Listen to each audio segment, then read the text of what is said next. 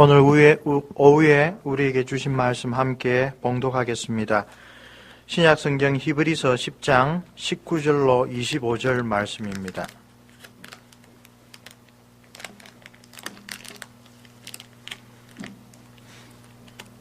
신약성경 히브리서 10장 19절로 25절 말씀 우리 다 한 목소리로 함께 봉독하도록 하겠습니다.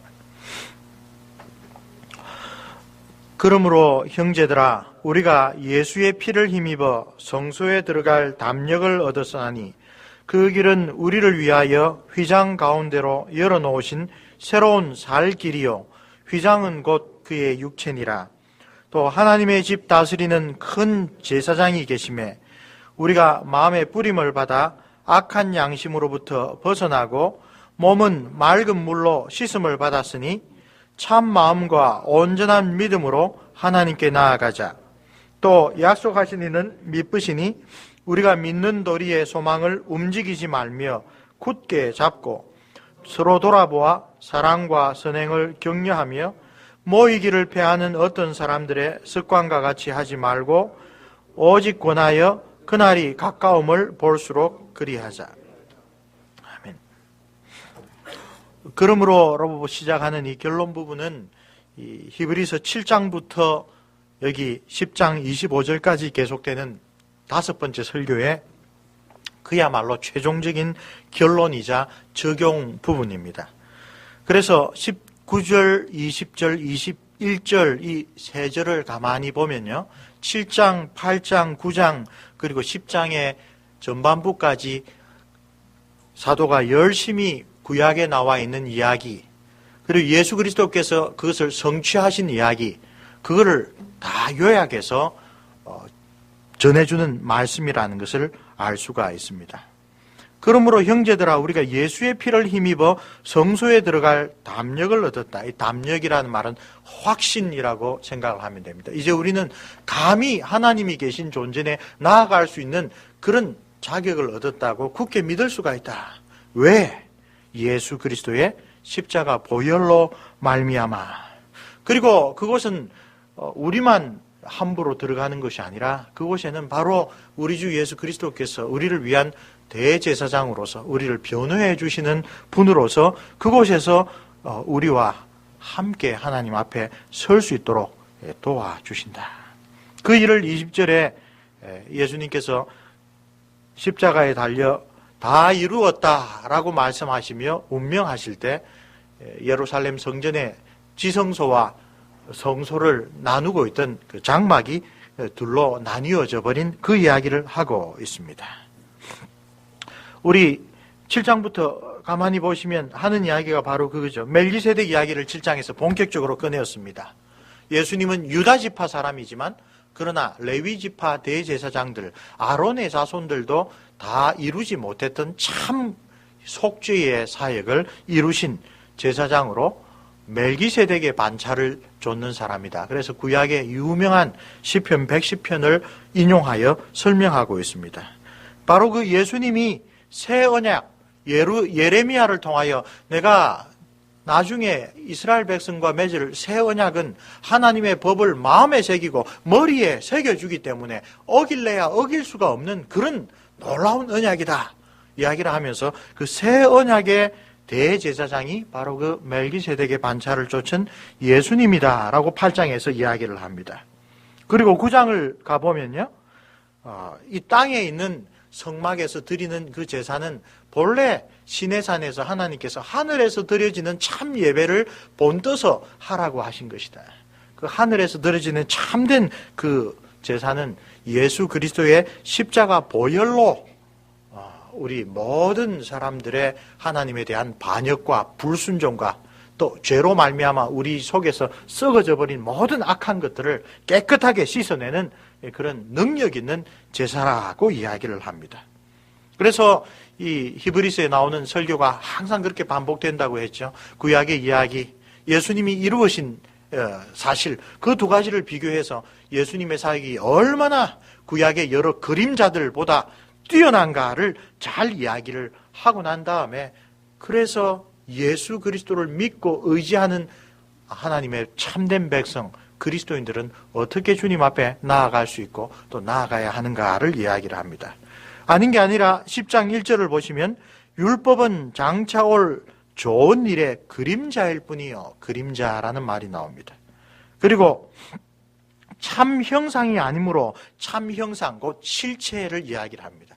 이렇게 구약을 그림자로 예수 그리스도께서 오셔서 이루신 일을 실체로 이야기를 한 다음에 아직 구약의 그림자의 마지막 남아있는 예루살렘 성전이 있고 6월절마다 유대인들이 자기의 형제 자매 친척들이 친구들이 올라가서 여전히 염소와 황소와 또 양의 피로 제사를 드리지만 이제 예수 그리스도가 오신 다음에는 그 모든 것들이 그림자로 사라져버리는 것이라. 우리 이 8장 끝에 사라져버리는 것이다. 옛 새 언약이라 말씀하셨음에 첫 것은 낡아지게 하신 것이니 낡아지고 쇠하는 것은 없어져 가는 것이라.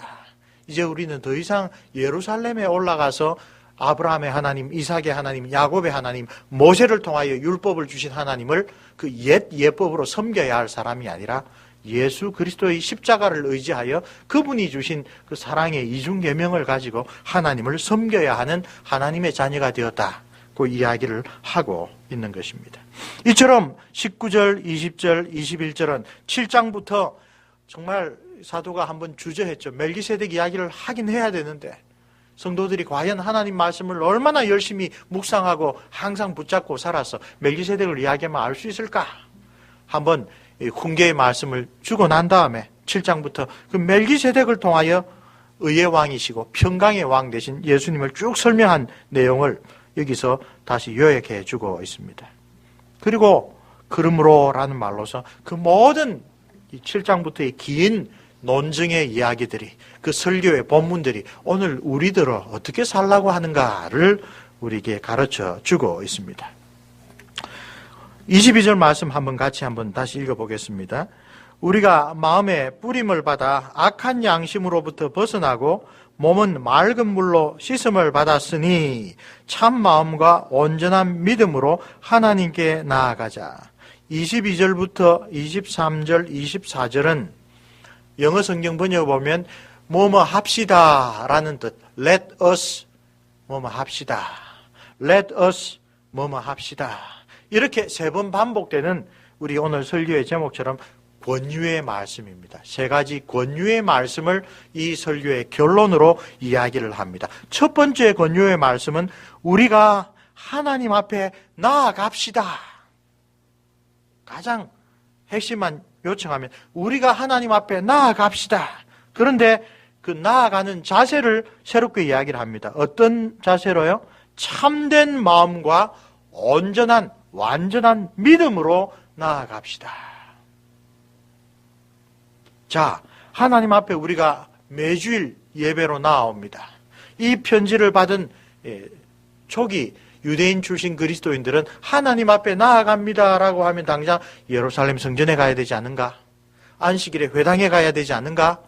그런 생각을 합니다. 그런 마음의 주저함을 가지고 그리스도인들의 그런 예배 모임에, 특별히 안식 후 첫날 주님의 날에 모여서 예배드립니다. 그들에게 하나님 앞에 나아가는 것은 몸이 예루살렘 성전으로 가는 것도, 몸이 안식일 날 회당에 가는 것도 아니라 하나님을 참되게 믿는 하나님의 새로운 백성, 그리스도인들이 함께 모여서 주님께서 해주신 일을 토대로 하나님께 새 마음으로 예배드리고 살아가는 것이다 라고 이야기를 하고 있습니다. 그래서 앞에 다시 소개를 하죠. 마음의 뿌림을 받아 악한 양심으로부터 벗어나고 몸은 맑은 물로 씻음을 받았으니, 앞에서 이야기한 대로 구약의 제사는 사람을 온전케 하지 못했습니다. 단지 하나님이 받아주신다라는 표로서 그 짐승을 제사로 드린 그것을 죄를 뿌려 몸을 깨끗하게 하고 물로 씻어 몸을 정결케 하고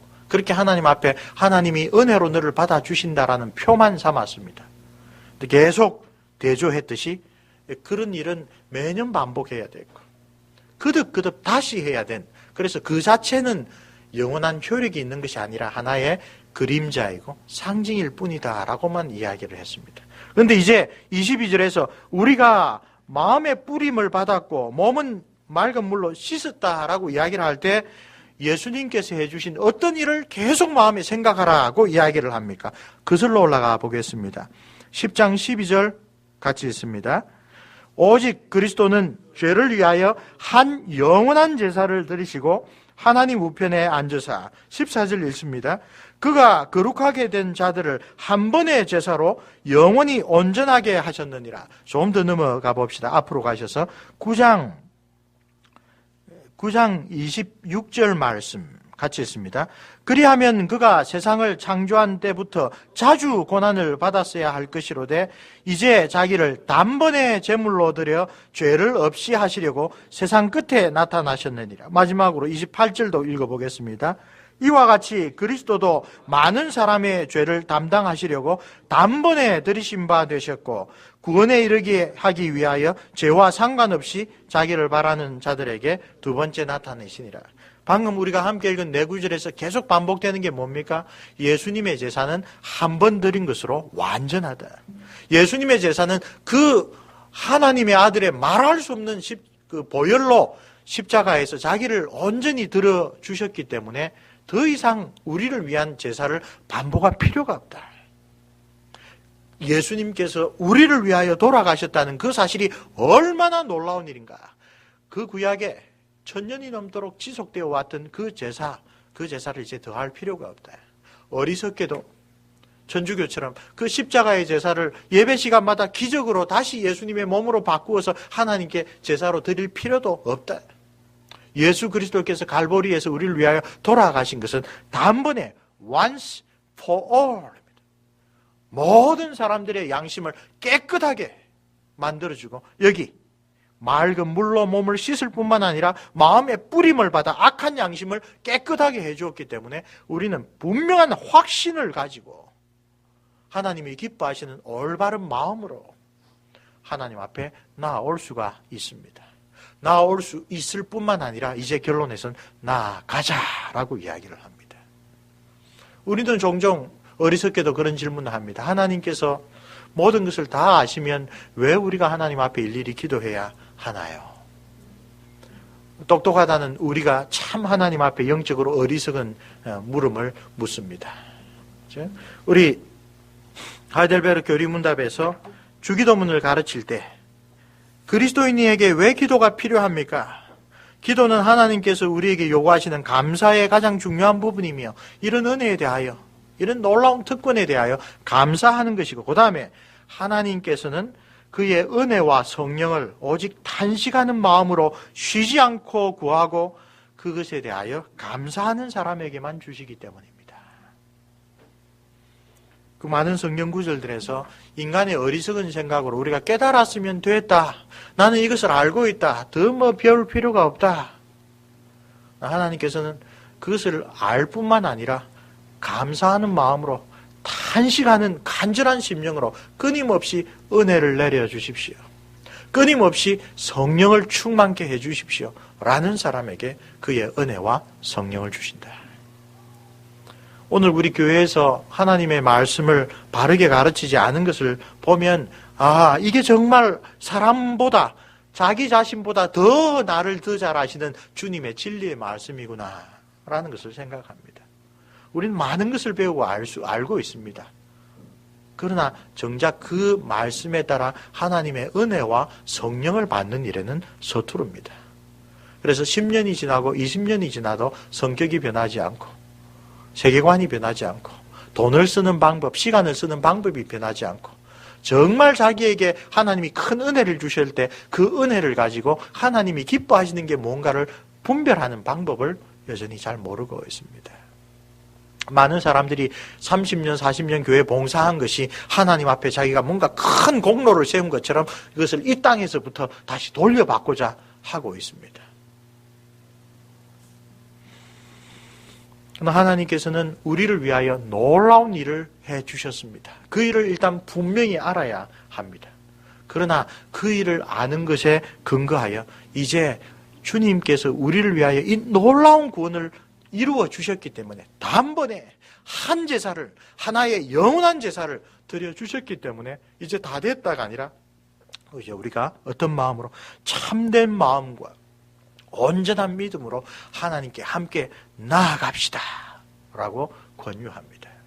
하나님께 나아가자라는 말은 이 배경에서 나오듯이 엉뚱한 대로 잘못 나아가서는 안 된다라는 말입니다.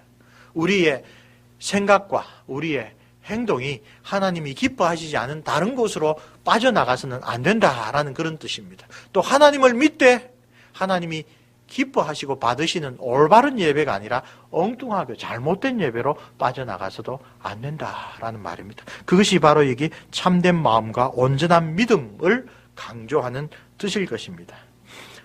4번이나 단번에라고 한 이야기를 우리 신앙의 선진들은 그리스도께서 하늘에 올라가셨다라고 사도신경에서 고백하는 게 우리에게 어떤 유익을 줍니까? 라는 문답으로 분명히 가르칩니다.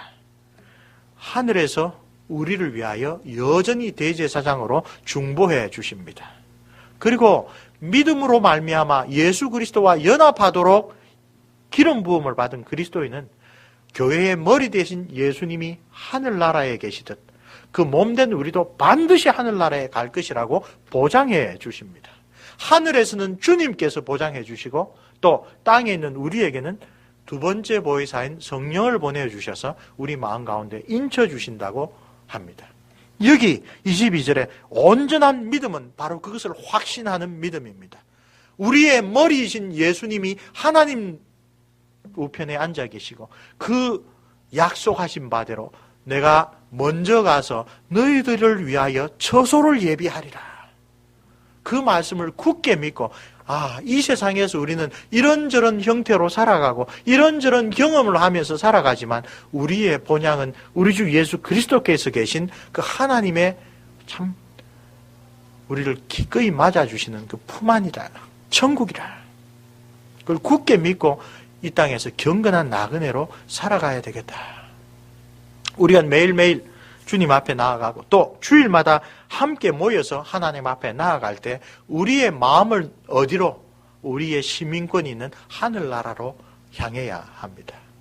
이번 학기에 우리 고신대에서 학생들 가르치면서 손봉호 박사님의 책을 하나 교재로 썼습니다. 그 안에서 이 구절과 연관되는 그런 고백을 하시더라고요. 공부를 위하여 10년 동안이나 미국과 네덜란드에서 살았습니다. 자기가 그렇게 이야기를 합니다. 네덜란드에서는 결혼도 하고 또 아이도 얻었기 때문에 그래서 이름을 화철이라고 했죠. 화란에서 나온 철이라고. 그랬는데도 10년 동안 외국에 있으면서도 그 나라에서 일어난 중요한 사건이라고 하는 뉴스에 별로 마음이 가지 않더라. 그런데 네덜란드 신문에 조그만한 귀퉁이에라도 한국에서 무슨 일이 일어났다 그러면 눈이 쫑긋하고 거기에 온통 마음이 갔다. 왜?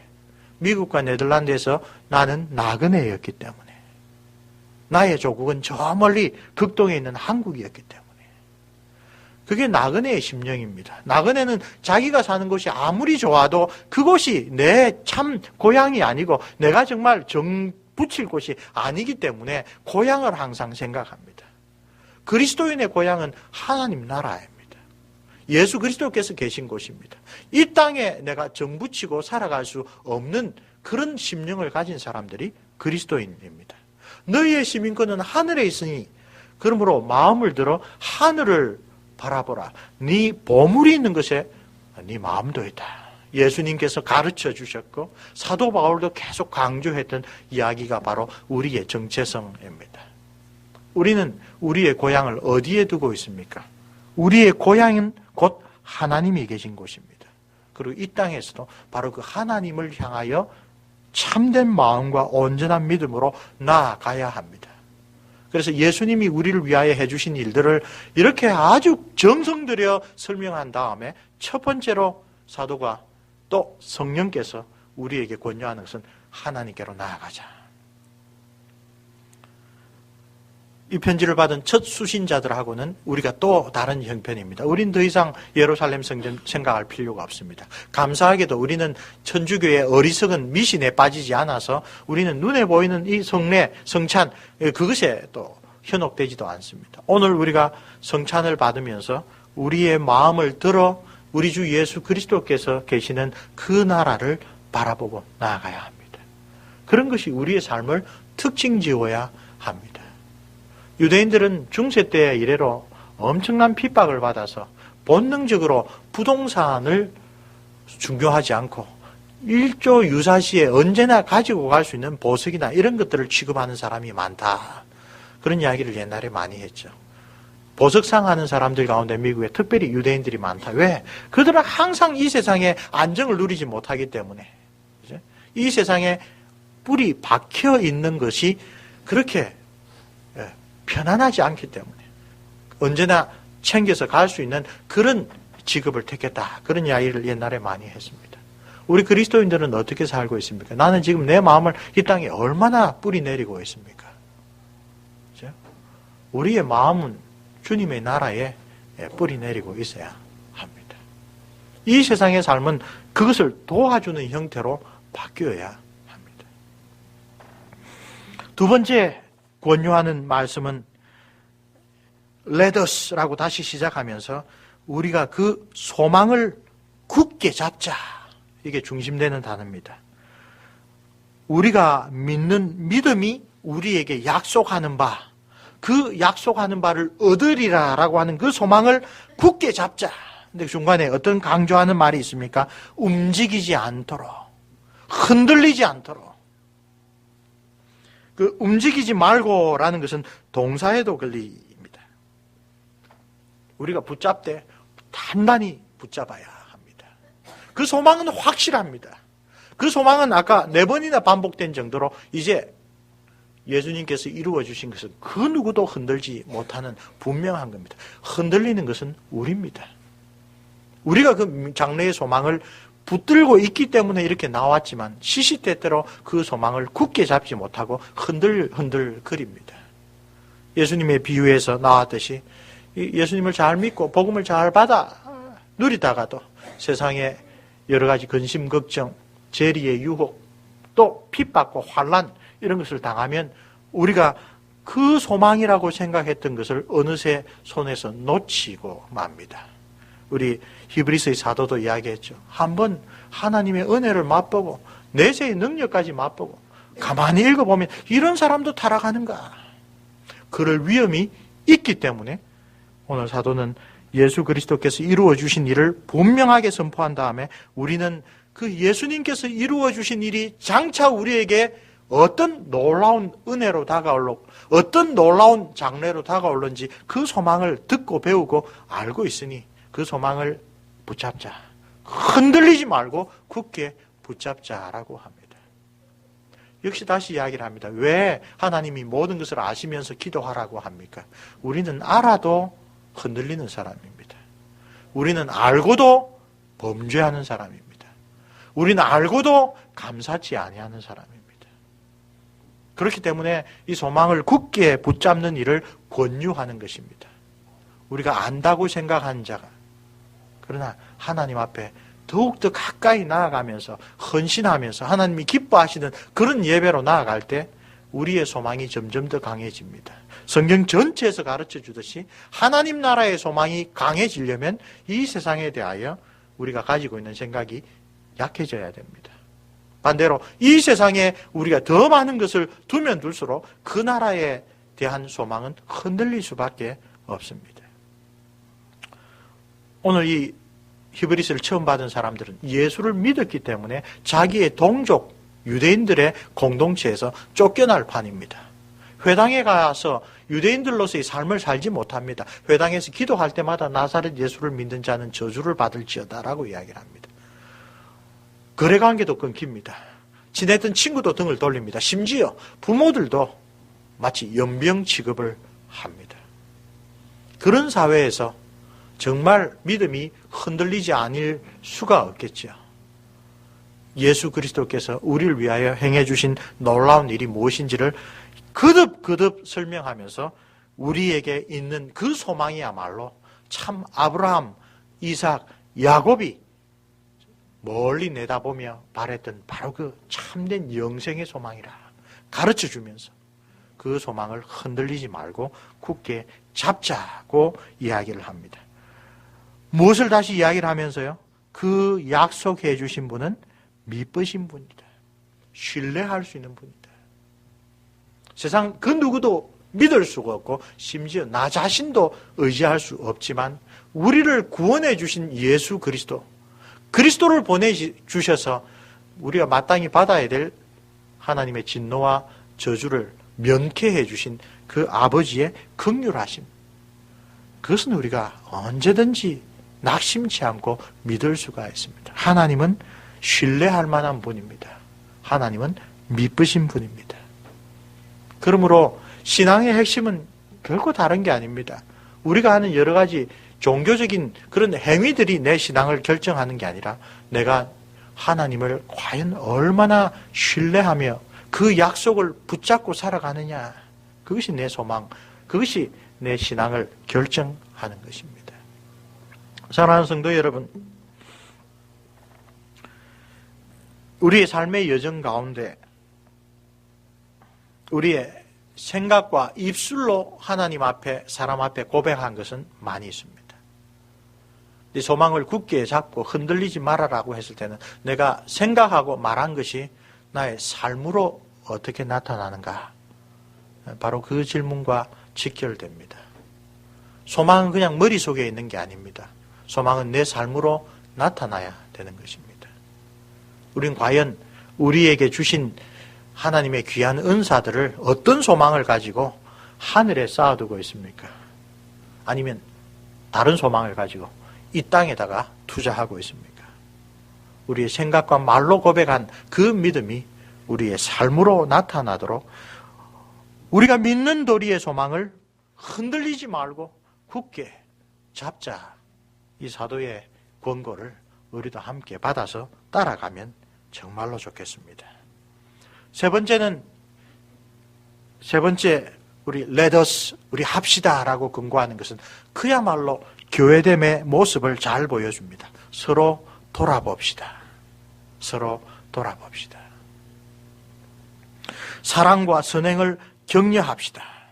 그러기 위하여 모임에 열심히 합시다. 주님께서 오시는 것은 분명합니다.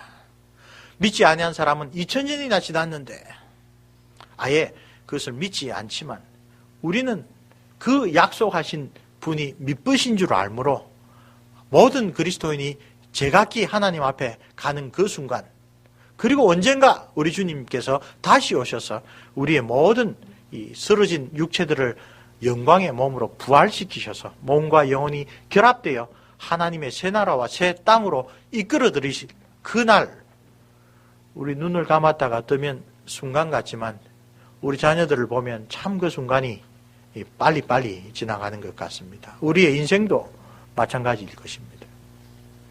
주님께서 가까이 오시리라고 한 그 약속을 생각할수록 자기 자신뿐만 아니라 우리 서로를 돌아보는 이 일을 우리 교회로서 열심히 합시다.